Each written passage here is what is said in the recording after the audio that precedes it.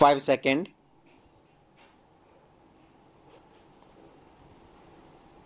Start. Non-traditional notions of security go beyond military threats to include a wide range of threats and dangers affecting the conditions of human existence. They begin by questioning the traditional referent of security. In doing so, they also question the other three elements of security. What is being secured from, what kind of threats, and the approach to security. When we say referent, we mean security for who? In the traditional security conception, the referent is the state with its territory and governing institutions. In the non-traditional conception, the referent is expanded. When we ask security for who, proponents of non-traditional security reply not just the state but also individuals or communities or indeed all of humankind.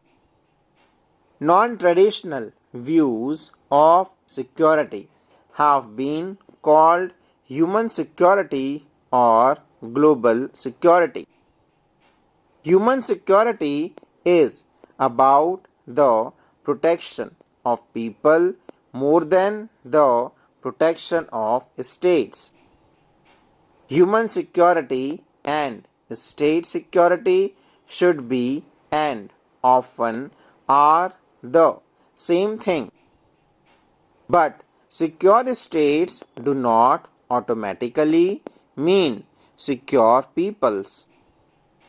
Protecting citizens from foreign attack may be necessary condition for the security of individuals, but it is clearly not a sufficient one.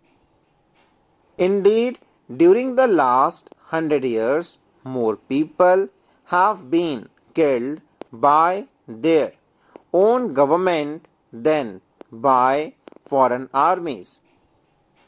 All proponents of human security agree that its primary goal is the protection of individuals. However, there are differences about precisely what threats individuals should be protected from.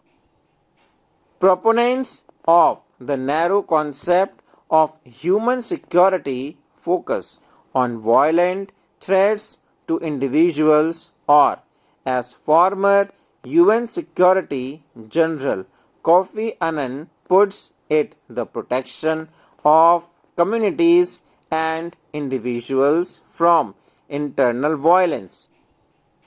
Proponent of the broad concept of human security argue that the threat agenda should hunger, disease, and natural disasters because these kill far more people than war, genocide, and terrorism combined. Human security policy, they argue, should protect people from these threats as well as from violence. In its broadest formulation, the human security agenda also encompasses economic security and threats to human dignity. Put differently, the broadest formulation stresses what has been called freedom for want and freedom from fear respectively. The idea of global security emerged in the 1990s in response to the global nature of threats such as global warming, international terrorism, and health epidemic like AIDS and bird flu and so on. No country can resolve these problems alone. And in some situation, one country may have to disproportionately bear the burden of the global problem such as environmental degradation.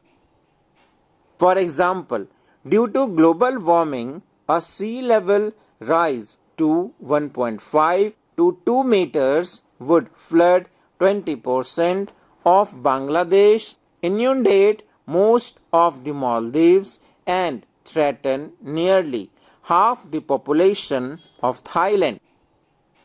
Since these problems are global in nature, international cooperation is vital, even though it is difficult to achieve. The non-traditional conception, both human security and global security, focus on the changing nature of threats to security. We will discuss some of these threats in the section below. Terrorism refers to political violence that targets civilians deliberately and indiscriminately. International terrorism involves the citizens or territory of more than one country. Terrorist groups seek to change a political context or condition that they do not like by force or threat of force. Civilian targets are usually chosen to terrorize the public and to use the unhappiness of public as a weapon against national governments or other parties in conflict. The classic cases of terrorism involve hijacking planes or planting bombs in trains, cafes, markets, and other crowded places. Since 11 September 2001, when terrorists attacked the World Trade Center in America, other governments and public have paid more attention to terrorism through terrorism itself is not new.